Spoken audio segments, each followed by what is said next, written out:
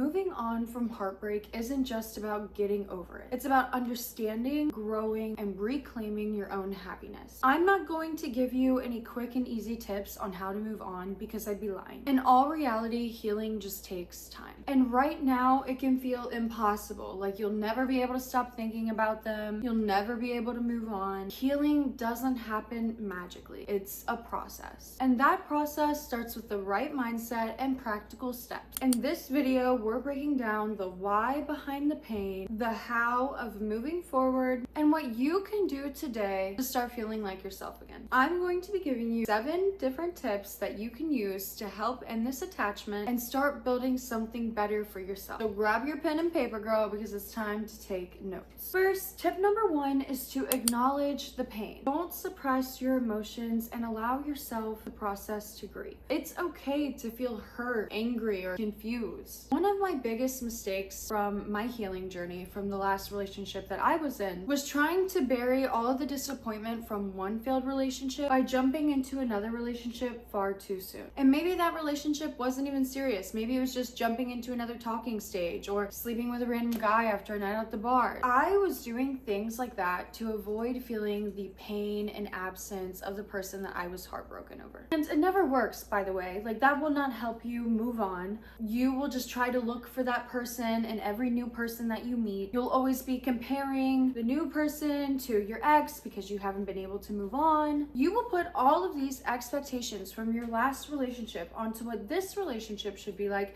because you haven't healed properly. Without acknowledging pain, you will be stuck in the past, unable to move forward. Instead of pushing the pain away, recognize it. Say to yourself, this hurts, and that's okay. Pain is a part of the process, not a sign that you're failing to move on. If it wasn't painful, that would be more concerning. Let yourself feel. Suppressing emotions only makes them resurface again later. Give yourself permission to grieve, cry, write about it, talk to someone. Don't rush the process. Reflect on the relationship, but don't ruminate. It's okay to think about what happened, but don't get yourself stuck in an endless cycle of what ifs. Try journaling about your feelings to get them out of your head. One of the things that helped me the most when I was struggling with dealing with pain was finding the meaning in all of it. I asked myself what going through the heartbreak has taught me, and finding meaning helped me turn the pain into growth. Remember that you are human. Show yourself a little bit of compassion. Healing isn't gonna be linear. Some days will be harder than others, but that doesn't mean you're not moving forward. Take all of those bottled up negative feelings and channel it into something positive. Whether it is exercise, art, new hobbies, or deepening your friendships, redirecting your energy can help you process your emotions in a healthy way. I know it feels overwhelming right now, but pain does not last forever and emotions are temporary. One day, this will be a memory, not a wound. Next, my second tip is to go no contact. This can be really tough. It definitely was for me at first, but it truly is just the best way to move on. To make it easier on yourself, you need to commit to the decision. Remind yourself why you're going no contact in the first place. To heal, for clarity, for your own self-respect. One great way to hold yourself accountable is to write down all of the reasons why you are going no contact. Write down all of the times that they made you cry, all the lies that they ever told, all the little things that they did that just annoyed you. You are going to make a list of every single bad thing to go back and reread anytime that you are tempted to reach out to them. You need to set boundaries with your memories of them. Constantly revisiting old messages or places is keeping you stuck. Consider deleting old messages or pictures to create distance until it doesn't hurt as much anymore. Block or mute them on social media. Seeing all of their life updates will only set you back because you are more focused on what they are doing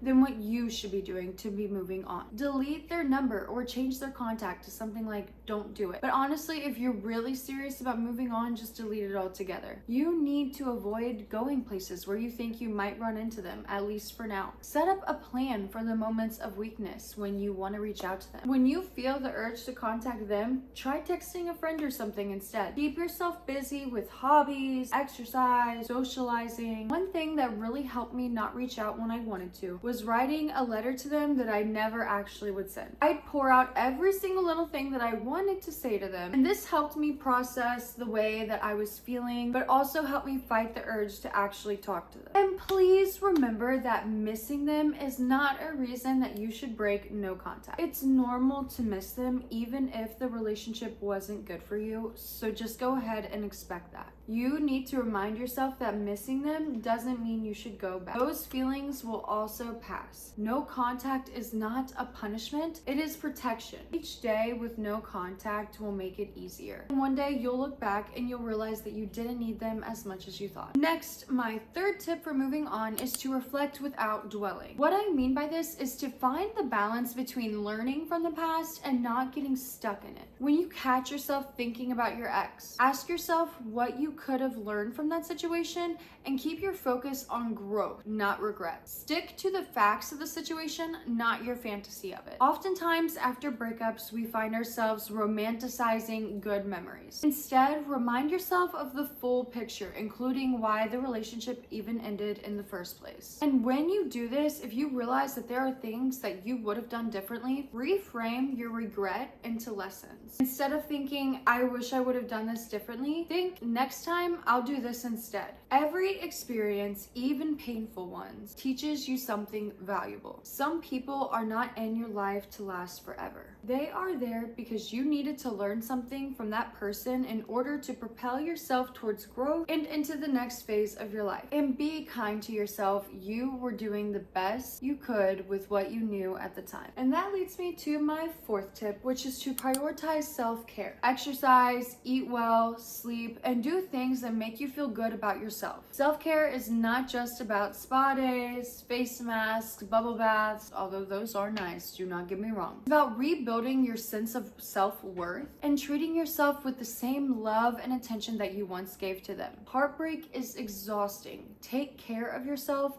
the way that you would take care of a friend going through a similar situation. Have a daily or weekly self-care ritual that you do. Whether it is a skincare routine, taking long walks, reading. Having structure helps when emotions feel all over the place. Limit triggers that remind you of your heartbreak and be mindful of what you are consuming. Watch or listen to things that uplift you, not just sad breakup songs. Pour into yourself more and start a new hobby, take a class, or start a new project. Shift the focus from what you lost to what you can build for yourself. Remind yourself that you are doing your best and that is truly enough. Try solo dating. Honestly, that was the thing that helped me prioritize my self-care the most. You need to start creating moments of joy for yourself and enjoy spending time with yourself alone more. Go to a coffee shop, buy yourself some flowers. Take yourself out to a nice, classy bar alone. Learning to spend time with yourself and love your own company will help you realize that you didn't need them to be happy and you will be just fine without them. And next, tip number 5 for moving on is to talk about it, but not endlessly. Venting to a trusted friend or especially a therapist will help, don't get me wrong, but do not allow it to dominate your conversations. It's normal to talk about your ex when you're processing a breakup, but at some point it can keep you stuck. If you find yourself always wanting to bring up your ex in conversations out of the blue, that's a sign that you're trying to make them a part of your day-to-day life and struggling to move on. If you want to stop bringing them up and truly move on, decide that talking about them is only going to keep your attachment alive. Notice when and why you mention them. Are you bringing them up out of habit, for validation, or because there is some unresolved pain? Challenge yourself to go whole conversations without talking to them, and then a whole day, and then a whole week, and then before you know it, they won't even exist to you anymore. If you catch yourself about to bring them up, shift the conversation to something else. Your goals, your interests, or even to the person you're talking to. Try to redirect the conversation if someone else brings them up. Keep your response short and move on. Try something like, I'm focused on other things right now. The more you engage in your own life, the less you'll feel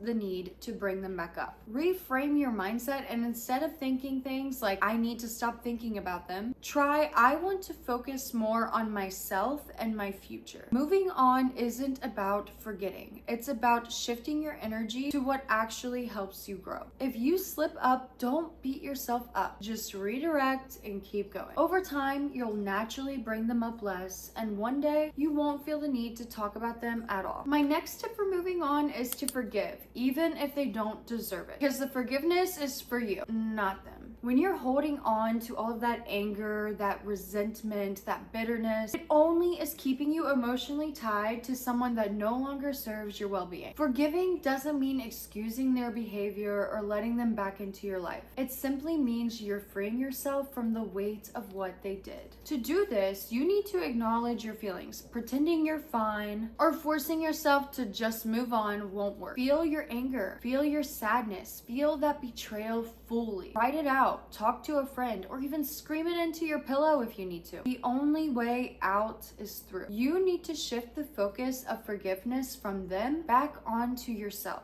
They might not deserve forgiveness, but you deserve peace. When you keep replaying what they did, you are giving them power over your emotions. Instead, focus on your own healing, your growth, and your future happiness. Stop looking for closure from them. You need to accept that you may never get it. Do not wait for an apology that may never even come. True closure isn't even about their words anyway. It's about deciding for yourself that you're done carrying the weight of the pain. You do not need them to admit that they were wrong in order for you to move on. Visualize what your life would be like unbothered by the weight of what they did. Imagine waking up without thinking about them, smiling more, and feeling lighter. That is where you're headed. Just give it time. Forgiveness isn't just some switch that you can flip. It is a process. Some days will be harder than others, but every day that you choose not to dwell on them is a step closer to healing. In the end, letting go is your power move. And last but not least, my 7th tip to help you move on is to focus on the future. I know it sounds cliche, but every ending is truly a new beginning and a new chapter starting in your life. Set new goals, explore new hobbies, or even date again when you are truly ready for it. Shift your focus from what your life was like to what it can be now. It's about reclaiming time, energy, and emotional space for yourself. Try to reconnect with yourself and remember who you were before the relationship. What did you love to do that maybe got pushed aside? Start exploring old passions or new interests. It's time to rediscover who you truly are. Breakups leave a void, so fill it with purpose. Give yourself something to strive for. Ruminating is only going to keep you stuck. If you catch yourself replaying old memories or what ifs, consciously shift your thoughts to what is ahead. Try journaling about your future instead of your past. Surround yourself with growth-minded people. Spend time with friends who uplift you and inspire you. Being around people that are focused on growth and self-improvement will help you do the same thing. Make a vision board for your new future. Ask yourself where you want to be in the next 6 months, in the next year, in the next 5 years, and visualize that daily. The more that you are focusing on your future, the less space your past takes up. Accept that things happen the way they did for a reason. Even if it wasn't fair,